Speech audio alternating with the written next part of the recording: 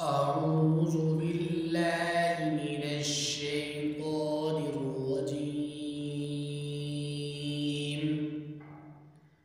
بسم الله الرحمن الرحيم.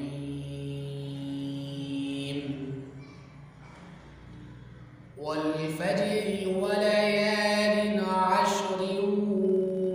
والشفع والوتر والليل إذا يسر هل في ذلك قسم لذي حجر ألم تر كيف فعل ربك بعاد إرم ذات العماد التي لم يخلق مثلها في البلاد وثمود الذين جابوا الصخر بالواد وفرعون ذي الأوتاد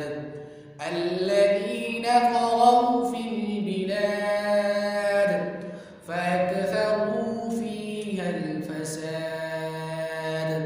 فصب عليهم ربك سوط عذاب إن ربك لبالمرصاد فأما الإنسان إذا ما ابتلاه ربه فأكرمه ونعمه فيقول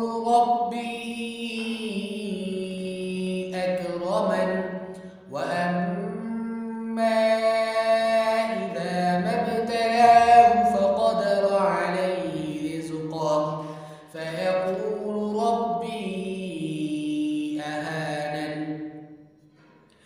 كلا بل لا تكرمون اليتيم ولا